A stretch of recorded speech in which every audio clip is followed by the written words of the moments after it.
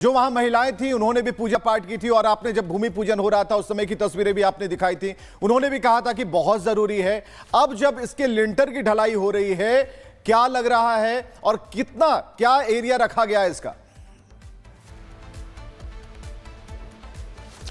जी बिल्कुल, छठा दिन है और ताज़ा अपडेट यह है कि सत्यव्रत नगर पुलिस चौकी का जो लेंटर है देर रात यहाँ पे डाला जा चुका है। रात 12 बजे के आसपास चौकी की छत का यहाँ पे लेंटर डाला गया और देर रात तक जो था पुलिस चौकी का निर्माण कार्य बीती रात चलता रहा। ये आगे की मैं पहले तस्वीर दिखाना चाहूँ तो ये फ्रंट गेट का तस्वीर है।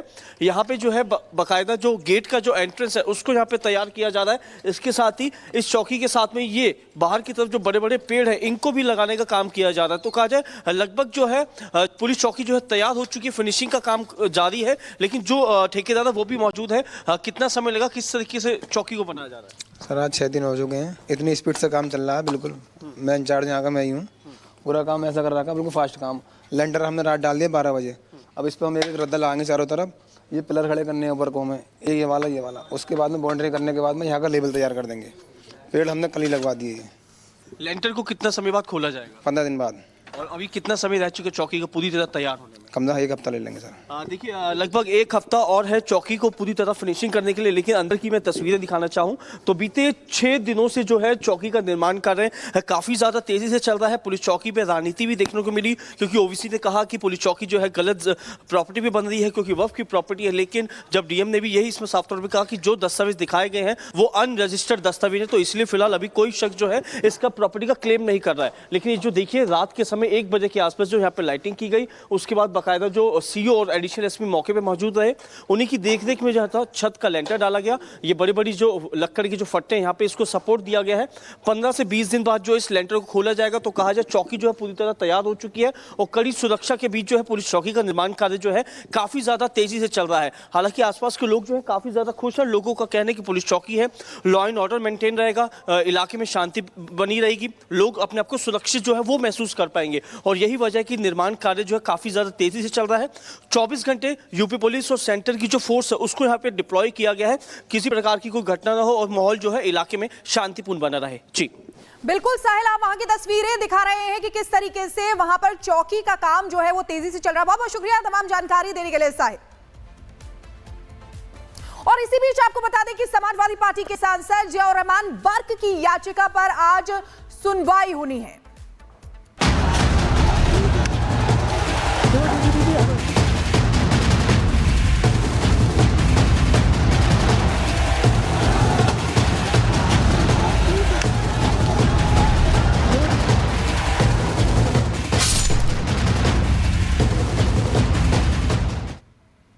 तो बड़ी खबर आपको बता दें, इलाहाबाद हाईकोर्ट में आज सुनवाई होगी जियाउर रहमान बर्क की याचिका को लेकर। आपको बता दें कि सपा सांसद बर्क ने याचिका डाली है इलाहाबाद हाईकोर्ट में, क्योंकि उनके खिलाफ हिंसा को लेकर एफआईआर दर्ज हुई थी और अब वो चाहते हैं कि अपने खिलाफ जो केस दर्ज हुए हैं वो रद्द किए जाएं और इसी को लेकर उन्होंने याचिका दाखिल की है जिस पर सुनवाई होनी है। तो ये बड़ी खबर आपको बताते हैं, समाजवादी पार्टी के सांसद जियाउर रहमान बर्क जिनकी याचिका पर आज सुनवाई होनी है इलाहाबाद हाईकोर्ट में, आज सुनवाई होगी।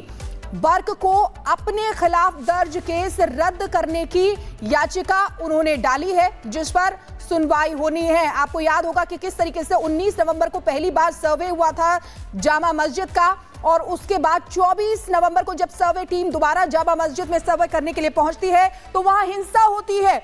उससे पहले ये आरोप जियाउर रहमान बर्क पर लगाए गए थे कि उन्होंने भड़काऊ भाषण दिया था, जिसके बाद हिंसा हुई और अब उन पर एफआईआर दर्ज हुई है।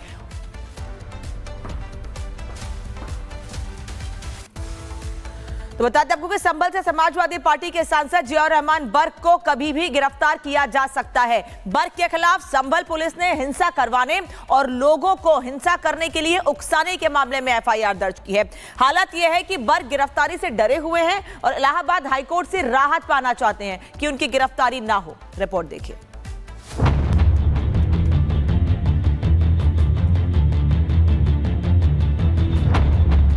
मस्जिद को कोई इंशाअल्लाह ताला आँच नहीं आनी चाहिए।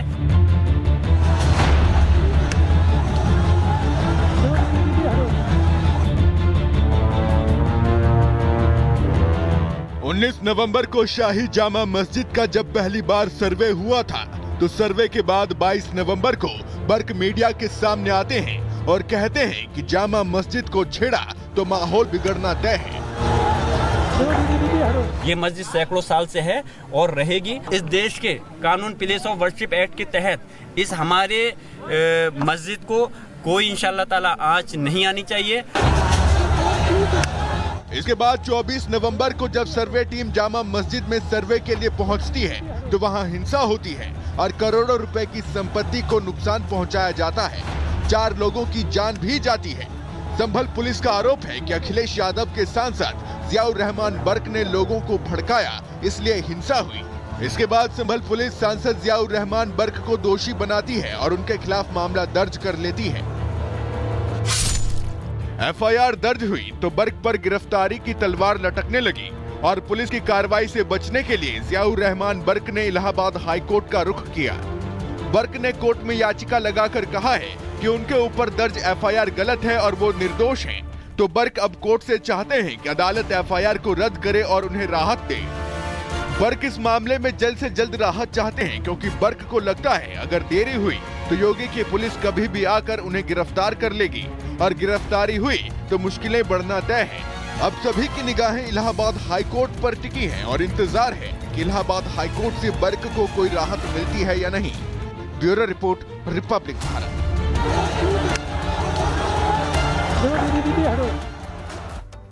तो बर्क की मुश्किलें बढ़ती जा रही हैं। अखिलेश इस वक्त हमारे साथ जुड़ चुके हैं। कानून क्या कहता है, क्योंकि बर्क हर उस दरवाजे पर जा रहे हैं जहां पर उन्हें राहत मिलने की उम्मीद है। क्या राहत मिलने वाली है, आज क्या होने वाला है? देखिए, सबसे बड़ी बात यह है कि बर्क को जल्द से जल्द राहत चाहिए क्योंकि उनको लगता है कि जो गिरफ्तारी की तलवार है वो कभी भी उनके ऊपर चल सकती है। इसलिए उन्होंने इलाहाबाद हाई कोर्ट में आनन फानन में अपनी पिटीशन दाखिल की और उनकी 2 मुख्य मांगे हैं। पहली ये कि उनके खिलाफ मुकदमा गलत किया गया है और दूसरी, अदालत जब तक इसको तय करे कि मुकदमा सही है या गलत है तब तक उनको गिरफ्तारी से छूट दी जाए, यानी कि एंटीसिपेटरी बेल भी वो मांग रहे हैं। और उनका कहना है कि हमने कोई ऐसा भाषण नहीं दिया, हमारा कोई पास्ट ऐसा नहीं है, हम एक सांसद हैं, जिम्मेदार नागरिक हैं, कभी हमने हमारा इस तरह के एफआईआर में नाम नहीं रहा। लेकिन जो हिंसा को के लिए उकसाने और भड़काऊ भाषण देने का आरोप है वो काफी गंभीर मामला है और इस मामले में गिरफ्तारी बनती है। और पुलिस का भी कहना है, यूपी पुलिस का, कि हम इसमें हमारे पास पूरे सबूत हैं। हम अदालत अगर हमको नोटिस जारी करके पूछेगी कि आपने किस बिहाफ पे एफआईआर किया है तो मेरे पास सबूत है। हालांकि एफआईआर रद्द करने की जहां तक मांग है उस पर सुनवाई लंबी चल सकती है। पिछले हफ्ते इस मामले में सुनवाई के लिए लगा तो था लेकिन वो सुनवाई पर आ नहीं सका था। आज पूरी उम्मीद है कि इस पर सुनवाई हो जाएगी और जो इनकी मांग है कि हमारे खिलाफ जो एफआईआर है उसको रद्द किया जाए,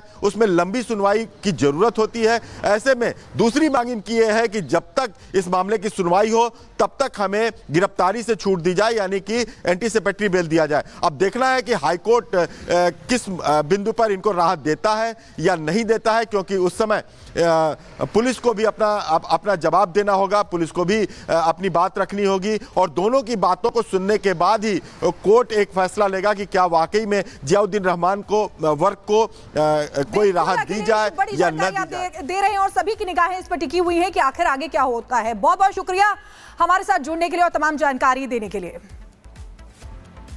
और देखिए, संभल में बावड़ी की खुदाई जो है वो लगातार जारी है। 13 दिन हो चुके हैं, 13वां दिन है और आज भी खुदाई चल रही है। इसी पर देखेंगे बावड़ी